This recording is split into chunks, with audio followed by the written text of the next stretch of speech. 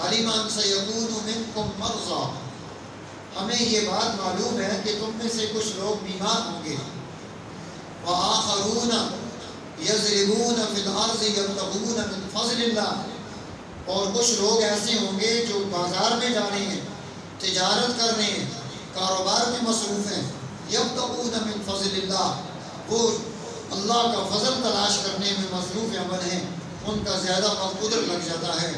وآخرون یقاتلون فی سبیل اللہ، اور ایک دوسری جماعت اور وہ ہے جو اللہ کے راستے میں میدان عمل میں موجود ہے، جہاد میں مصروف ہیں، سفر بھی ہیں، اور اس طرح سے وہ آگے بڑھ رہے ہیں۔ ان کے لیے بھی دنیا کے بہت سارے امور اور ان میں سے وقت نکالنا ذرا مشکل کام ہے۔ فرمایا فقرؤوا ما تیسر منہ، اب آپ نے یہ کرنا ہے کہ جتنا سہولت ہو اتنا قرآن حکیم کو لازمی پڑھیں، یعنی کسی حال میں قرآن کو چھوڑا نہیں جا سکتا۔ اس لیے فرمایا ہاں وَأَقِیمُوا الصَّلَاةَ وَآتُوا الزَّکَاۃَ، نماز قائم کرے، زکوٰۃ ادا کرے، اللہ کے احکامات کو قبول کرے، وَاسْتَغْفِرُوا اللَّهَ، اور اللہ سے بخشش کا طالب بنے۔ تو اس لیے ان اعمال کو ہم نے بھی زندہ کرنا ہے۔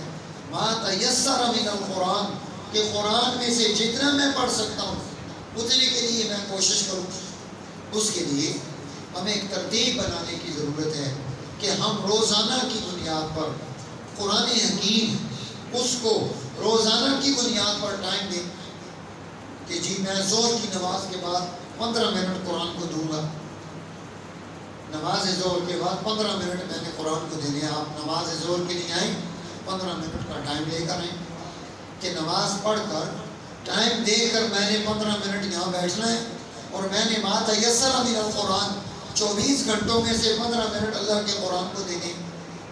اور جب آپ قرآن پڑھ رہے ہوں تو نگاہ دوڑائیں کہ یہاں کوئی صاحب قرآن موجود ہے تو اس کے پاس جا کر قرآن لے کر بیٹھ جائیں۔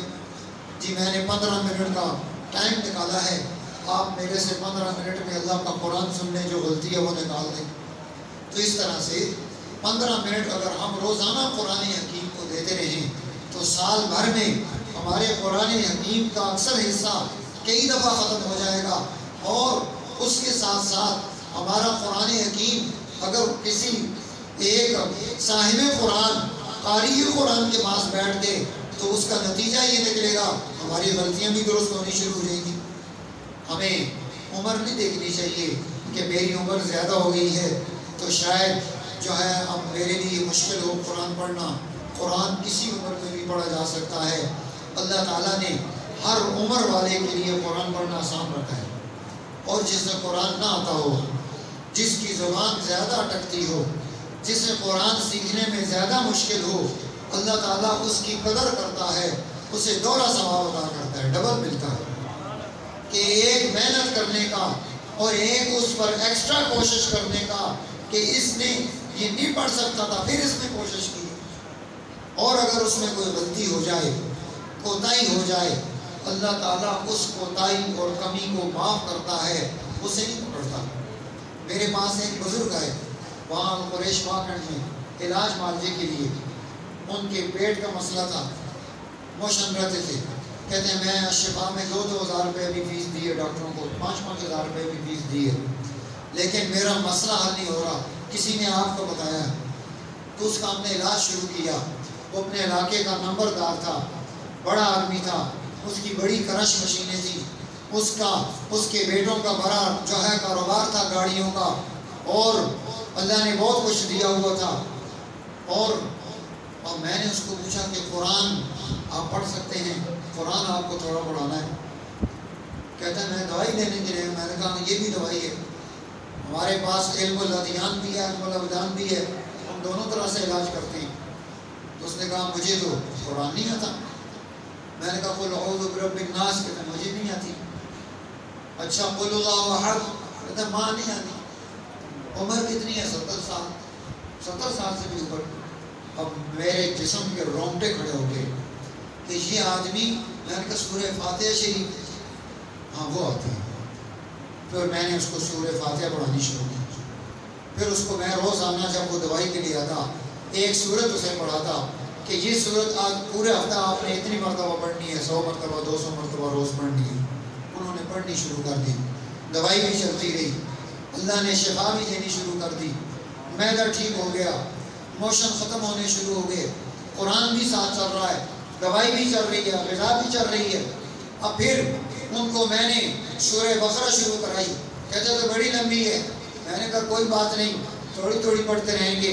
الحمدللہ سورہ بقرہ ختم ہوئی، اب ان کا مزاج قرآن کا بنا۔ وہ ایک دن آئے، میرے ہاتھ چومنے لگے، میں نے کہا کیوں؟ کہتا ہے کہ آج میں نے پورا قرآن میں نے ناظرہ ختم کر دیا، میں نے ساری زندگی قرآن نہیں پڑھا تھا، میں نے 30 پارے قرآن کے لیے، لیکن اب میں بوڑھا ہو گیا ہوں، تھک جاتا ہوں، مجھ سے پڑھا نہیں جاتا زیادہ۔ میں نے ان سے پوچھا، میں نے کہا کار تکیے نہیں رکھے ہیں؟ کہ تکیے کا ہے، میں نے کہا 2 کنڈی پہ سے رکھو، 2 تکیے رکھو، ٹیک لگاؤ۔ کہتا گناہ نہیں ہوگا، میں نے کہا گناہ میرا، ثواب آپ کا، آپ ٹیک لگا کے پڑھیں۔ جب ہم نے شروع کیا تھا کہتے ہیں میرے سے غلطی ہوگی، میں نے کہا غلطی پر گناہ میرا، ثواب آپ کا، آپ پڑھیں، یہ مت دیکھیں کہ مجھ سے غلطی ہوگی۔ اللہ کے فضل سے وہ میرے پاس جب آئے تو وہ کہنے لگے کہ اب مجھے، میں نے کہا آپ کی دوائی کی ضرورت ختم ہو گئی ہے، علاج مکمل ہو گیا ہے۔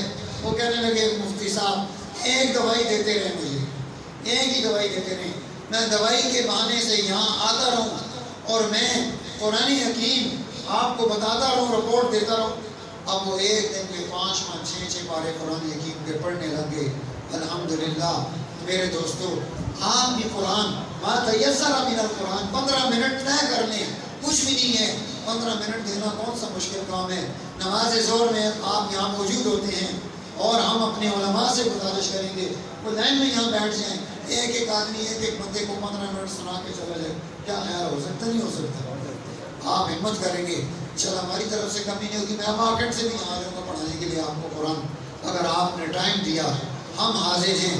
اللہ تعالیٰ ہمیں قرآن حکیم کی محبت عطا فرمائے، آپ کو یہ توفیق دے کہ آپ یہ طے کر دیں زمین نیچے ہو یا اوپر ہو، سورج نکلے یا نہ نکلے، کاروبار ہو یا نہ ہو، میں نے 15 منٹ قرآن پڑھنا ہے، یہ میری زندگی کا معمول بن جائے۔ اللہ تعالیٰ مجھے اور آپ کو اس کی توفیق نصیب فرما دے۔ وآخر دعوانا ان الحمدللہ رب العالمین۔